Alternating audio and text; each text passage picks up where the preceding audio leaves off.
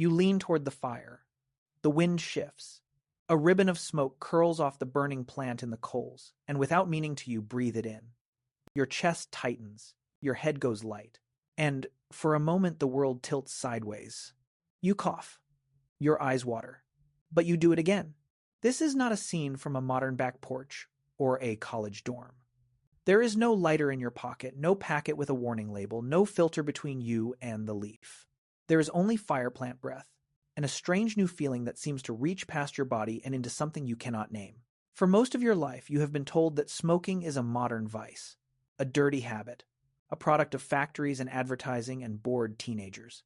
But that story is almost entirely wrong, because the urge to burn a plant and pull its smoke into your lungs is not a few hundred years old. It is not 1,000 years old. In some places, it is older than farming, older than cities, older than writing metal and the wheel. Your ancestors were doing this at the end of the Ice Age. So, when did it really begin? And why did people who had no idea what nicotine was risk their lungs again and again to chase that dizzy little spark? Let's go back and find out. Start with what you think you know. Smoking in the modern imagination is a habit of comfort and boredom. It is the cigarette on a coffee break. It is the pipe by the fireplace. It is something people do to relax, to look older, to fill an empty minute. It is casual. It is cheap. It is everywhere. For most of human history, none of that was true. Ancient exposure to smoke was rare. It was expensive in effort.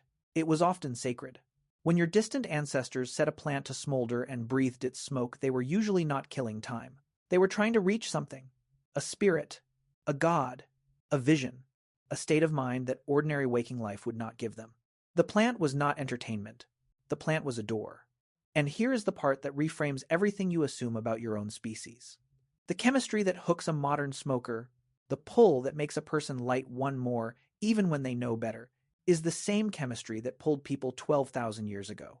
Your brain and their brain are the same organ. The molecule finds the same lock. But what exactly does this molecule do inside your head? How does a burning leaf bend a human mind? Think of your brain as a bustling city where billions of neurons communicate by sending chemical letters. Among them is a very specific messenger called acetylcholine, the one responsible for keeping you sharp, focused, and calm. To receive these letters, your brain cells have custom-designed mailboxes called receptors, and that is where the imposter game begins.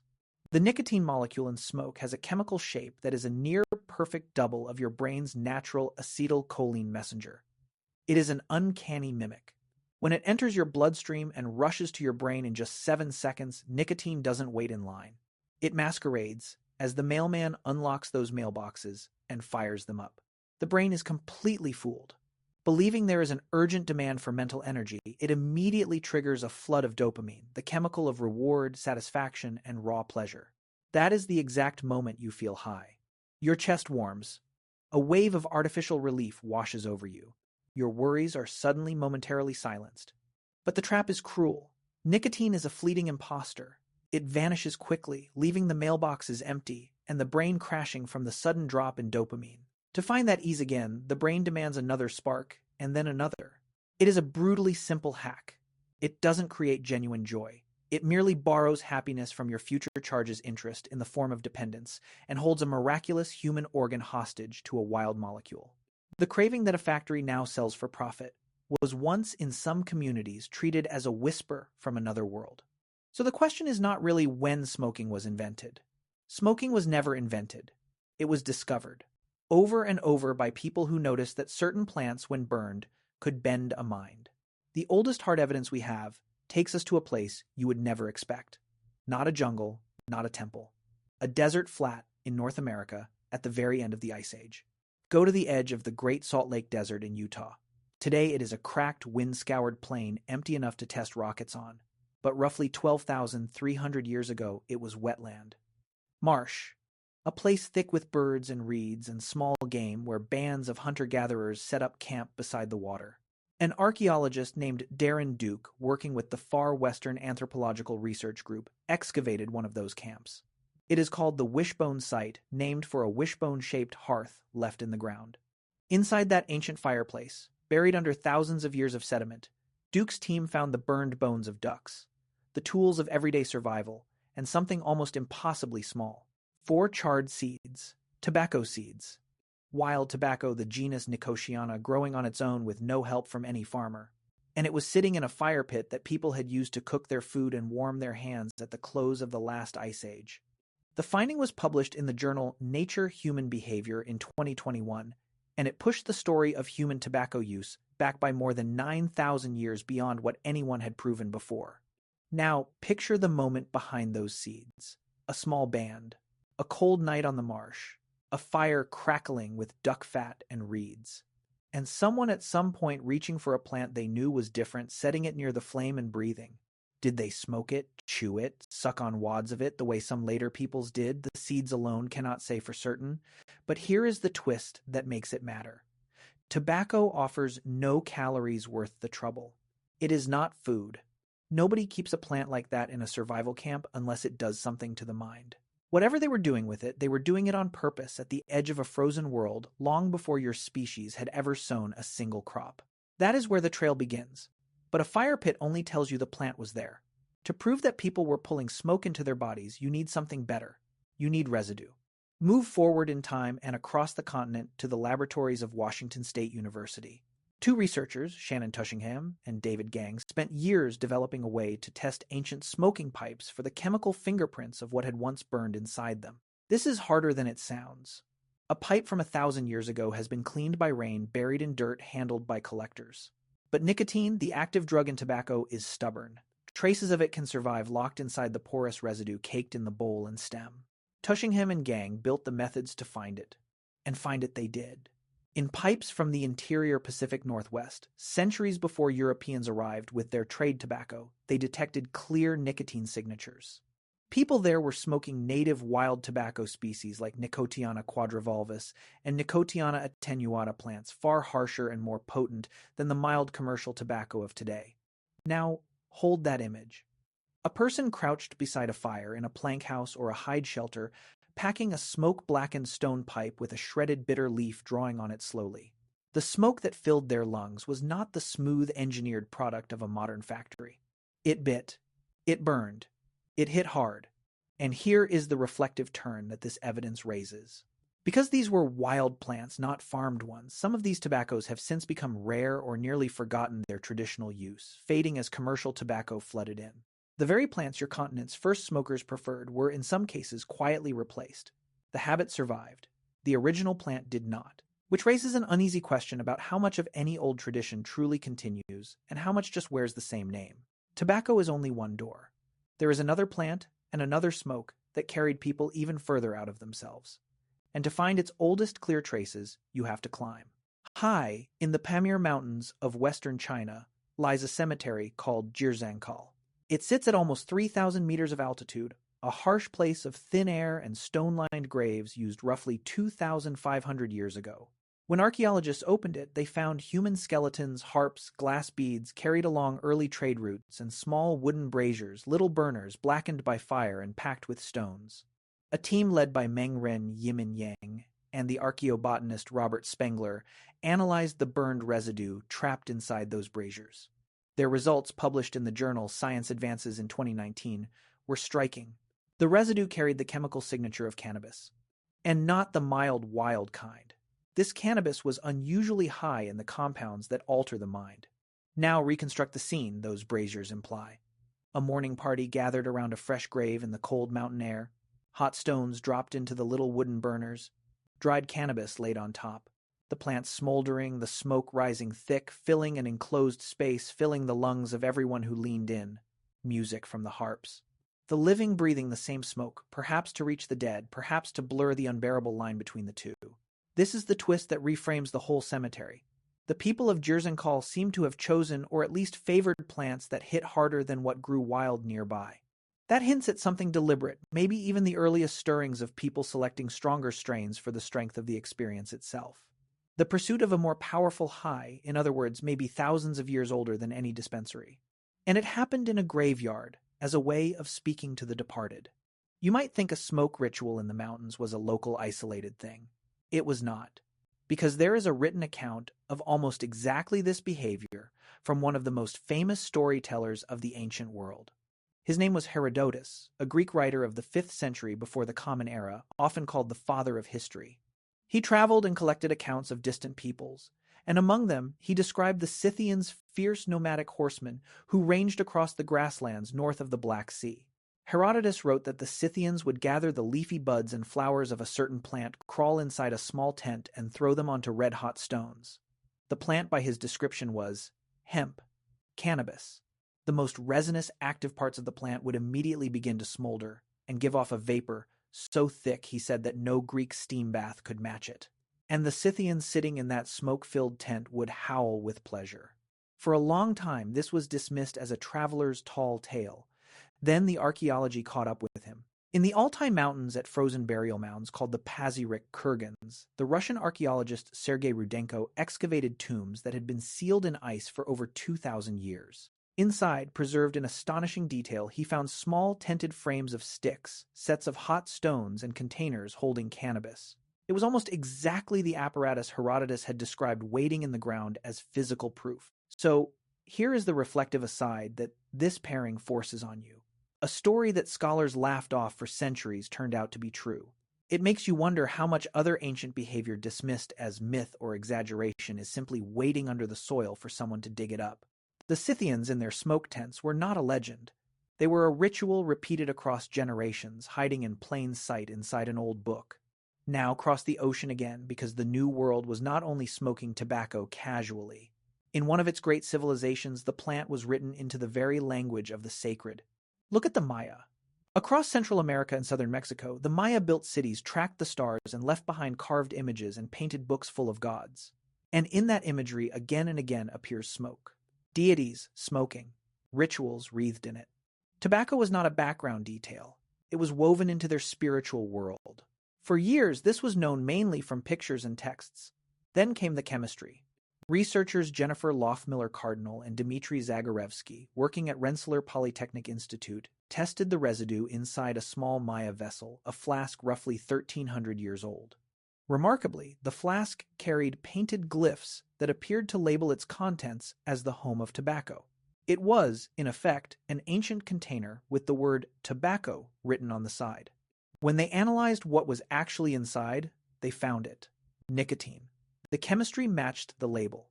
It was one of the first times an ancient container's written claim about its contents was confirmed by hard science, published around 2012. Picture the person who owned that flask. A Maya individual carrying powdered or liquid tobacco in a labeled bottle the way you might carry a small tin today, treating the plant as something precious enough to store, name, and keep close. Tobacco here was not idle habit.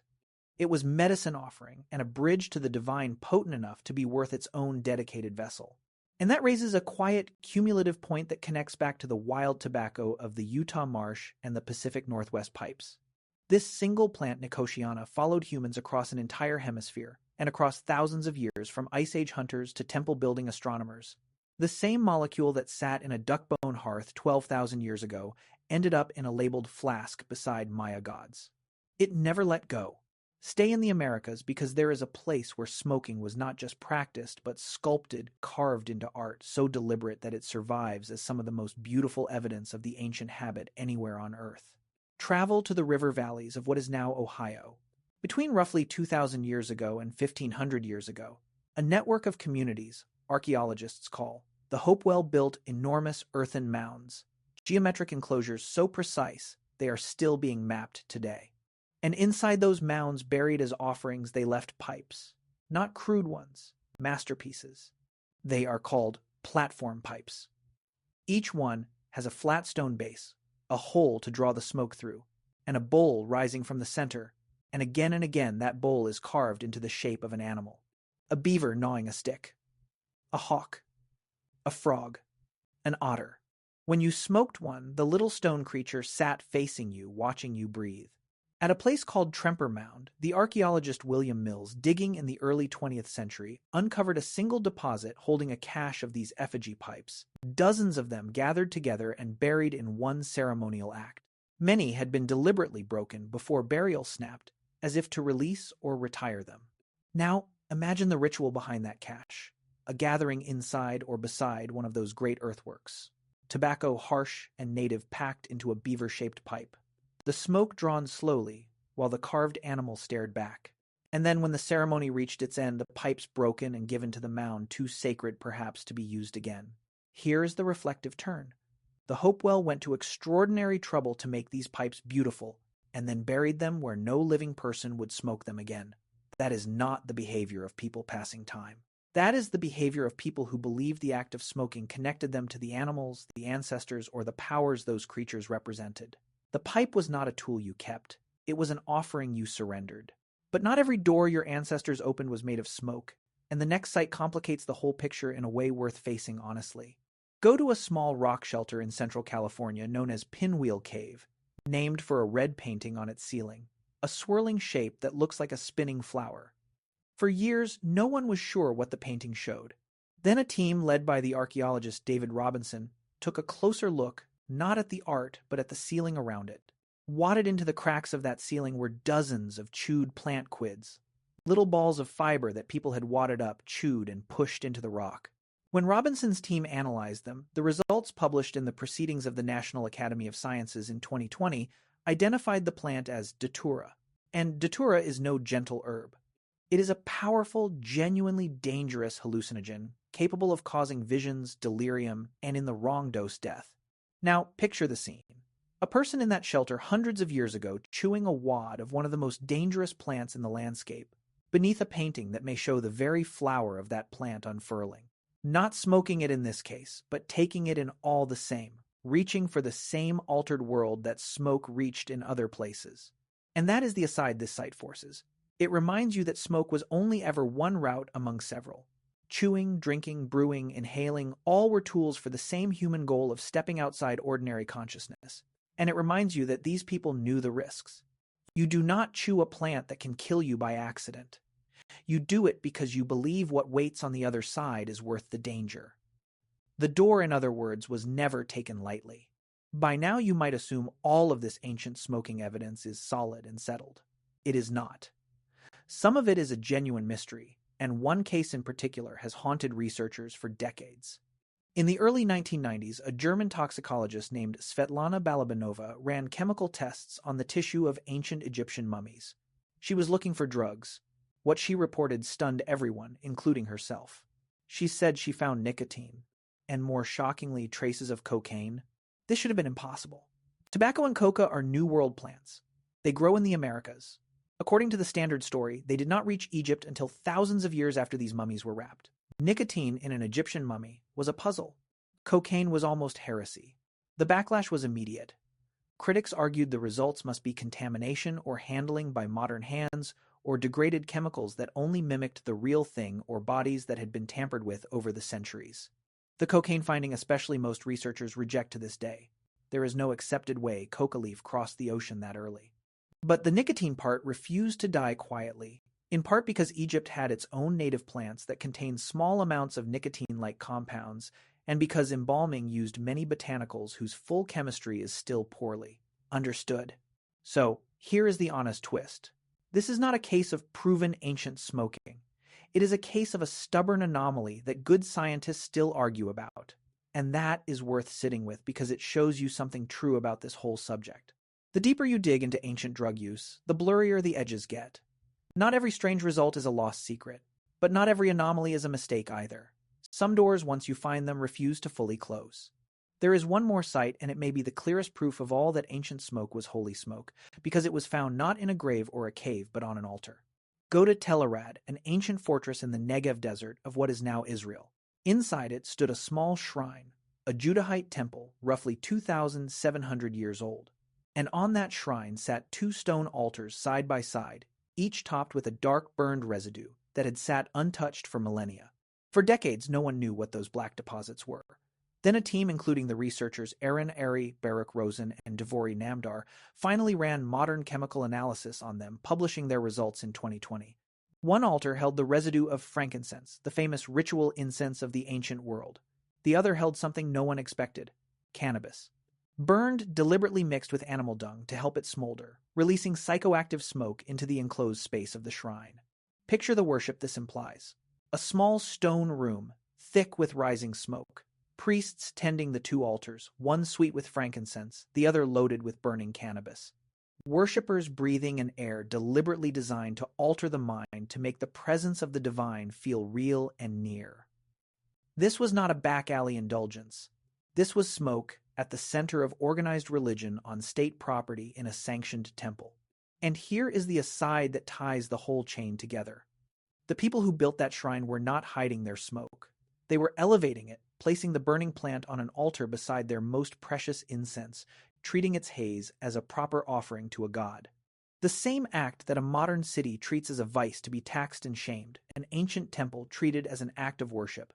Nothing about the smoke changed, only what humans decided it meant. Step back now and look at the whole chain you have followed. Charred tobacco seeds in an Ice Age hearth in Utah. Nicotine locked in wild tobacco pipes in the Pacific Northwest. Cannabis braziers in a mountain graveyard in the Pamirs. Smoke tents on the Eurasian steppe described by Herodotus and dug up frozen in the Altai. A labeled tobacco flask beside Maya gods. Beautiful animal-carved pipes buried and broken in Ohio mountains. Chewed datura wads pushed into the ceiling of a California cave. Cannabis burning on a temple altar in the Negev desert. And an unresolved chemical ghost in the tissue of Egyptian mummies. Different plants, different continents, different thousands of years, and yet everywhere the same act. A human being burning a plant, breathing its smoke, reaching for something beyond the ordinary. Which brings us to the twist that reframes all of it. For almost the entire history of smoking, the smoke was sacred, or at least serious. It was not something you did idly on a break. It was tied to death and the dead, as in the mountain graves where the living breathed cannabis smoke over a fresh burial. It was tied to gods, as in the Maya world, where deities themselves were shown smoking and tobacco was named and stored like a holy substance. It was tied to vision and trance, as in the Scythian tents where men howled inside the vapor. Smoking a plant was, for most of human history, a way of stepping out of the everyday world and into another one. The plant was a bridge, access was limited, meaning was heavy. And then in the space of just a few centuries, that entire relationship was turned inside out.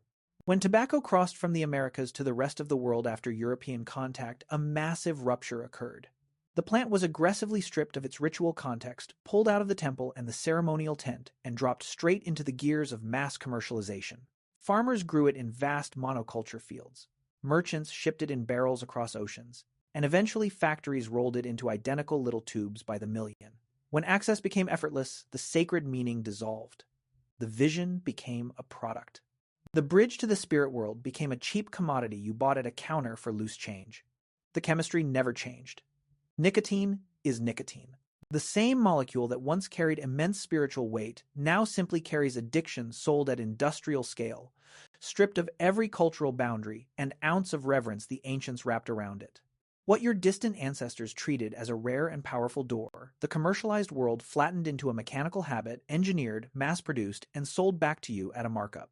Until the thing that once connected people to their gods now mostly connects them to a craving and a cough. That is the real story of when ancient humans started smoking.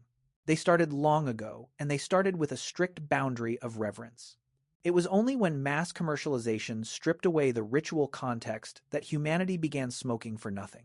So turn that lens onto your own life because you are still living inside the aftermath. You have felt the pull or watched someone you love feel it. Maybe it is a cigarette. Maybe it is a vape that glows blue and delivers nicotine with no smoke at all. Maybe it is the plant the Scythians burned, now sold in bright legal packaging in half the world. The delivery changed. The molecule did not. The exact same chemistry that a hunter breathed beside a frozen marsh 12,000 years ago is the chemistry a teenager pulls from a device on a school bathroom floor today. Think about what that means. Your craving is not a modern weakness. It is an ancient inheritance. Your brain was built with the same locks that these molecules were always able to open long before anyone understood why. When a person today says they cannot stop, they are not fighting a habit that advertising invented. They are fighting a hook that predates farming, wired into a nervous system your ancestors carried out of the Ice Age. But notice what the ancients had that you have mostly lost. They had limits. The smoke was rare, seasonal, ceremonial, hard to get wrapped in ritual and meaning that told you when and why and how much. That structure was a kind of protection. It kept the door from swinging open all the time. You live in a world that removed the limits and kept the drug. There is no season for it now. No ceremony. No elder deciding when the plant comes out. There is only the counter, the app, the vending machine, the endless supply, and a molecule that was always able to find the lock in your brain, now available every hour of every day. Sit with how strange that inversion is. A hunter at the edge of a frozen marsh might taste tobacco a handful of times in a season. A Maya worshipper might reach for the labeled flask only on a holy day. A mourner in the Pamir Mountains might breathe the cannabis smoke once over a single grave in a single unbearable week of grief. The plant was powerful precisely because it was rare. Scarcity gave it weight. Ritual gave it edges. And those edges, invisible as they were, kept the door from becoming a hole a person could fall through. You inherited the molecule and lost the edges. That is the whole difference in a single sentence. Not weaker willpower, not a broken brain. Just a door that used to open on special occasions now propped open all day long in a body still running on Ice Age, wiring that never expected the supply to be endless. Maybe that is the most useful thing the deep past can offer you. Not a lecture, a perspective. The plants were never the problem, and neither is your brain. What changed is the meaning and the limits and the scale. The ancients burned a plant to reach something larger than themselves. The modern world burns the same plant to sell you a smaller and smaller piece of yourself. Knowing the difference is a kind of freedom, and it costs nothing to keep. You lean toward the fire. The wind shifts. A ribbon of smoke curls up toward you. But now you know what it is. You know how old that curl of smoke really is, and how far it has traveled from an Ice Age marsh to a mountain grave, to a temple, to a factory floor. You know that the pull you feel in your chest is not new, and not shameful, and not yours alone. It is a thread that runs back through 12,000 years of human beings leaning toward the same fire, chasing the same door. You breathe out slowly. And this time you decide for yourself whether to breathe in.